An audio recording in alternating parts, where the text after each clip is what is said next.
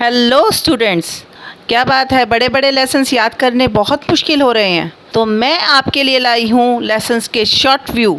ये वीडियो जो मैं आपके लिए लाई हूँ फ्रॉम स्टार्टिंग टू एंड, इसको ज़रूर देखिएगा, आपको लेसन्स आधा याद हो ही जाएगा। साथ ही लाई हूँ मैं एक यूज़फुल टिप जो आपकी स्टडी में बहुत बेनिफिट करेगा। ठीक है, तो आज हम करेंगे class 10th science subject chapter 6 life process part 2। Respiration हम बात करेंगे, दो टाइप के होते हैं, दैट इज़ ब्रीदिंग और सेलुलर रेस्पिरेशन। ब्रीदिंग में हम इन ह्यूमंस हम बात करेंगे ऑक्सीजन लेना और CO2 छोड़ना, तो that process is called breathing. अब आता है सेलुलर रेस्पिरेशन। सेलुलर रेस्पिरेशन का मतलब ये हो गया, फूड जो भी हम खाते हैं उसको सिंपलर फॉर्म में लाना, सिंपलर फॉर्म में लाना ताकि उससे हमें एनर्जी मिल सके। अब हम कुछ भी खाना खा रहे हैं तो वो किस लिए खा रहे हैं, ताकि हमारे शरीर को एनर्जी मिल सके। और ये सारा प्रोसेस होता कहाँ है, सेल के अंदर, तो इसीलिए ये कहलाता है सेलुलर रेस्पिरेशन। ठीक है, अब नेक्स्ट टॉपिक आता है कि ब्रेक डाउन ऑफ ग्लूकोज। अब ग्लूकोज का ब्रेक डाउन 3 तरीके से होता है, वो कैसे होता है हम आपको बताते हैं। ग्लूकोज का फॉर्मूला क्या है, C6H12O6। ठीक है, और ये सारा प्रोसेस होता है आपका साइटोप्लाज्म में। अब इसमें होता क्या है, ग्लूकोज में ये पैविक एसिड और एनर्जी रिलीज़ करता है। ठीक है, अब इसमें 3 प्रोसेस है। सबसे पहले हम जानेंगे ऑक्सीजन की एब्सेंस, लॉक ऑफ ऑक्सीजन और प्रेजेंस ऑफ ऑक्सीजन। इन तीनों प्रोसेस में हम देखेंगे एनर्जी रिलीज़ हो रही है। ठीक है, लेकिन अब फ़र्क क्या है इसमें। अब हम जानते हैं प्रेजेंस ऑफ ऑक्सीजन। सबसे पहले हम जानेंगे प्रेजेंस ऑफ ऑक्सीजन जो कि माइटोकॉन्ड्रिया में होती है। अब माइटोकॉन्ड्रिया में होती है तो इससे हमारे को निकलती है CO2 यानी carbon dioxide plus water plus energy. लेकिन प्रेजेंस ऑफ ऑक्सीजन में ये फ़र्क होता है क्योंकि जो हम खाते हैं वो पूरी तरह डाइजेस्ट हो जाता है, इसलिए large amount of energy release होती है। लेकिन वही जब हम एब्सेंस ऑफ ऑक्सीजन की बात करते हैं, यानी ऑक्सीजन बिल्कुल नहीं होती, तब वहाँ पे मिलती है ethanol plus carbon dioxide plus energy. लेकिन यह एनर्जी बहुत लिटिल बिट निकलती है। ठीक है, तो यानी पूरी तरह हमारा डाइजेस्ट नहीं हुआ। अब तीसरा होता है lock of oxygen in muscles, जो हम बीच में देख रहे हैं। तो लॉक ऑफ ऑक्सीजन में क्या होता है, जो हमारी ऑक्सीजन है वो मसल्स में लॉक हो जाती है, जिसकी वजह से लैक्टिक एसिड प्रोड्यूस होता है और लिटिल बिट ऑफ एनर्जी। ठीक है, अब इसका एग्जांपल मैं आपको बेटर तरीके से देती हूँ। जब आप वर्क कर रहे हो, बहुत वर्क कर रहे हो, तो आपकी बाजुओं में दर्द होने लग जाता है, कई बार कट कट की आवाज़ आती है, तो वो लैक्टिक एसिड होता है और वो हमारी बॉडी के लिए अच्छा नहीं होता। ठीक है, अब नेक्स्ट आता है कि रेस्पिरेशन कितने टाइप के होते हैं। रेस्पिरेशन 2 टाइप के होते हैं, एरोबिक एंड एनारोबिक। जैसे हमने अभी ऊपर पढ़ा है, यहाँ पे भी यही काम करता है, presence of oxygen and absence of oxygen. Presence of oxygen mitochondria में होती है। ठीक है, और इससे जो एंड प्रोडक्ट हमारे निकलते हैं वो निकलते हैं CO2 प्लस H2O यानी water, carbon dioxide plus water, और एनर्जी बहुत ज़्यादा रिलीज़ होती है जो हमारे लिए हेल्पफुल होती है। बट एनारोबिक में क्या होता है, क्योंकि एब्सेंस ऑफ ऑक्सीजन है और ये साइटोप्लाज्म में होता है, तो इससे अल्कोहल और लैक्टिक एसिड प्रोड्यूस होता है जो हमारे लिए हार्मफुल है, और less amount of energy release होती है। ठीक है, अब नेक्स्ट टॉपिक पे हम आते हैं कि ह्यूमन कैसे सांस लेते हैं, क्या तरीका होता है जो ह्यूमन सांस लेते हैं। तो ह्यूमन जो सांस लेते हैं वो अपने नाक के थ्रू लेते हैं। नाक के कौन से हिस्से के थ्रू, नथुनों के थ्रू, यानी नॉस्ट्रिल्स के थ्रू। तो सबसे पहले जाते हैं नॉस्ट्रिल में, जो भी हमारी ऑक्सीजन जाती है नॉस्ट्रिल के थ्रू जाती है। देन नाक के ऊपरी हिस्से यानी नेसल पैसेज में जाती है। देन जब ऊपर की तरफ जाती है, यहाँ आँख के पास का जो नाक के अंदर का हिस्सा है, दैट इज़ नेज़ल कैविटी, यहाँ पे वो फिल्टर होती है। ठीक है, उसके बाद वो गले की तरफ जाती है, और जो हमारे मुंह और नाक का जॉइनिंग पॉइंट है, मुंह और नाक का joining point, that is pharynx, वहाँ पे जाती है। देन लैरिंग्स में जाती है, लैरिंग्स हमारा गले के विंड पाइप के थ्रू जाती है। ठीक है, देन ट्रेचिया में जाती है which is connected to lungs. ठीक है, उसके बाद लंग्स के वेरियस पार्ट्स में जाती है और वहाँ पे वो फिल्टर होती है। अब आता है मैकेनिज़्म ऑफ ब्रीदिंग। ये तो हमने पता चल गया कि ब्रीदिंग कहाँ कहाँ, मतलब कहाँ कहाँ रेस्पिरेशन होता है। देन उसके बाद होता है कि मैकेनिज़्म क्या है ब्रीदिंग का।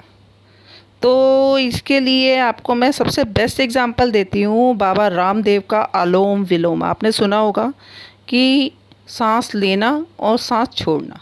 तो इनहेलेशन इज़ सांस लेना एंड एक्सहेलेशन इज़ सांस छोड़ना। तो जैसे आप इनहेलेशन करते हैं, look at this diagram, inhalation करते हैं तो हमारी जो चेस्ट है वो एक्सपेंड हो जाती है, ठीक है, बट एक्सहेलेशन में जो चेस्ट है वो कंट्रैक्ट हो जाती है।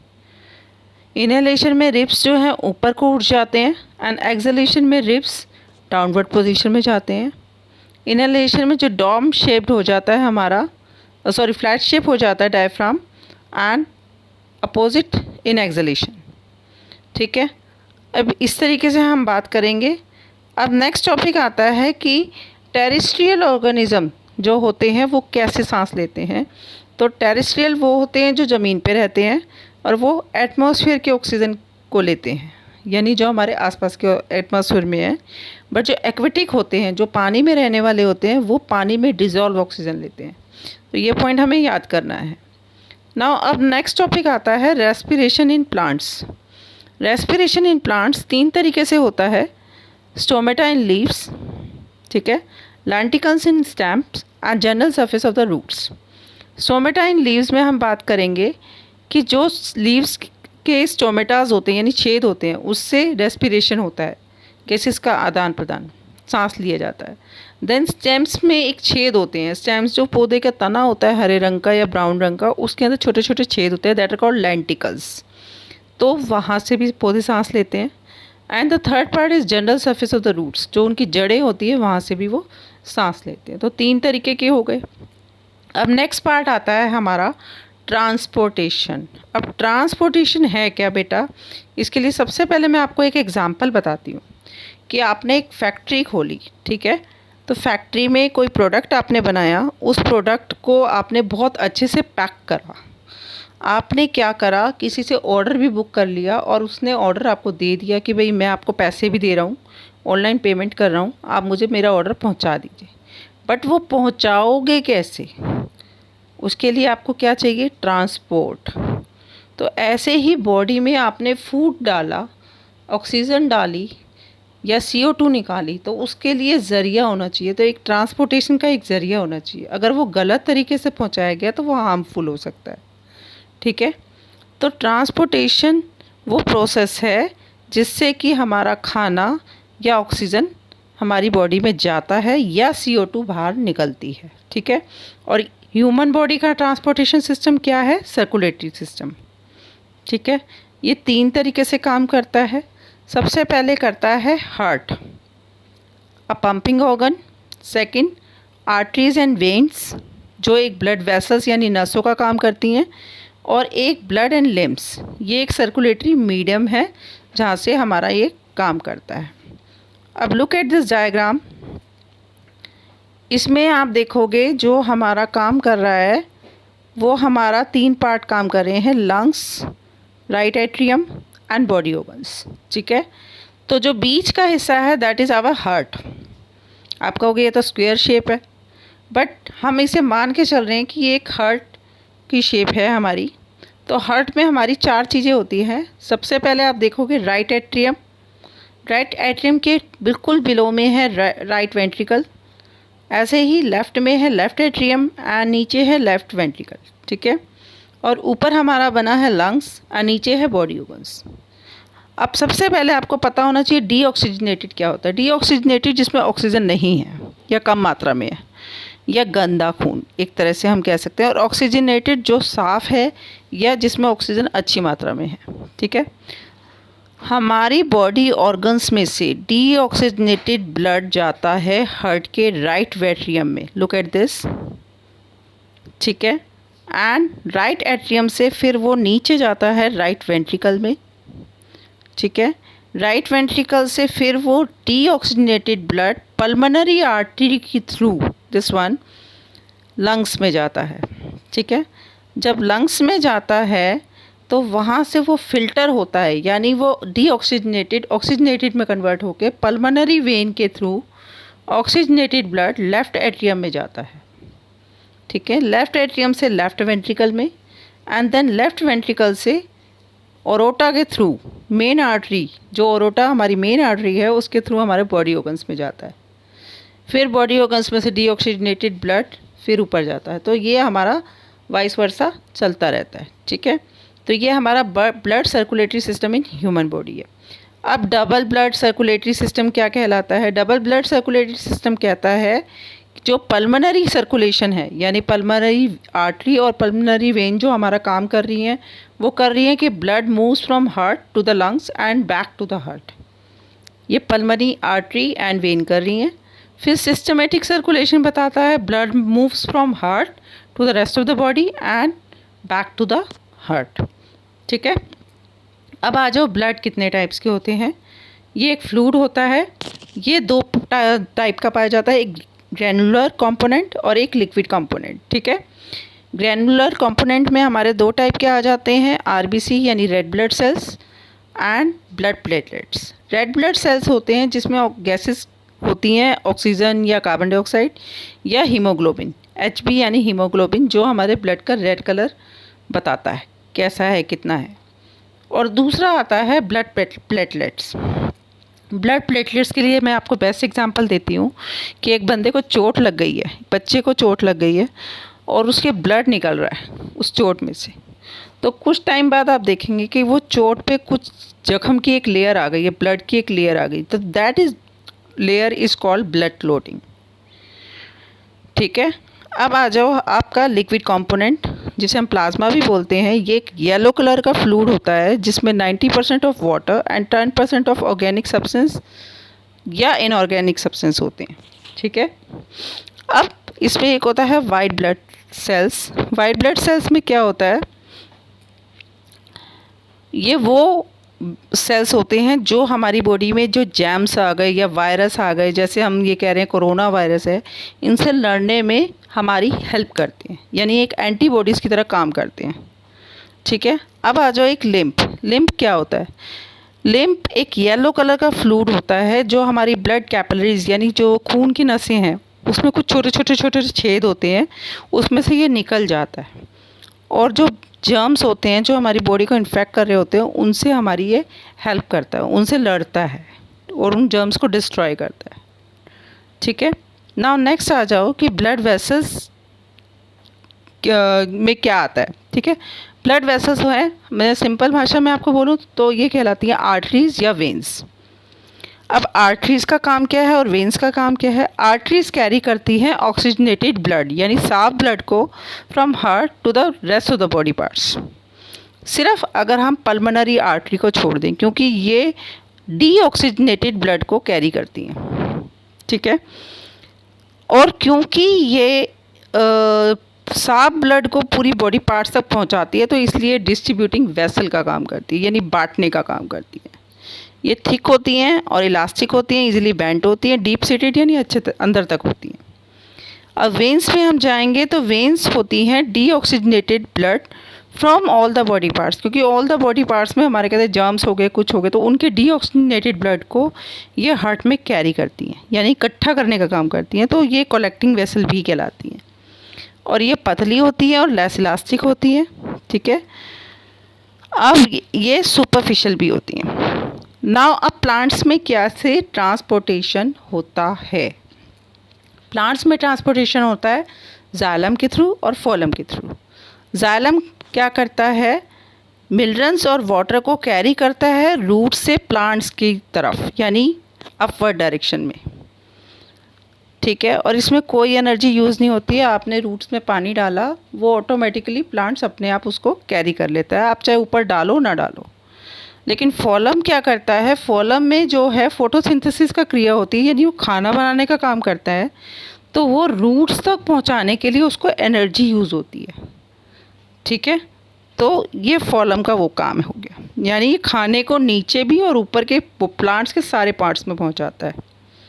ठीक है, अब आता है transpiration, loss of water vapour in the plants. अब हम टॉपिक के बारे में बात करते हैं एक्सक्रीटरी सिस्टम इन मैन।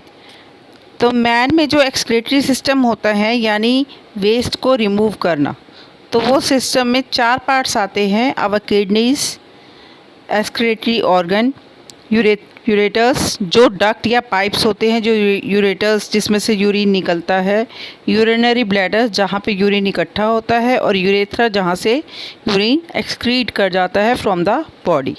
अब आप look at this diagram, we have 2 kidneys, right kidney and left kidney. ये ब्लड के प्योरीफिकेशन का काम करती है। इसमें से ब्लड में से यूरिन निकल के इस यूरेटर्स यानी पाइप्स के थ्रू ये यूरिनरी ब्लैडर में इकट्ठा होता है और वहाँ से यूरेथ्रा के थ्रू एक्सक्रीट हो जाता है यानी निकल जाता है।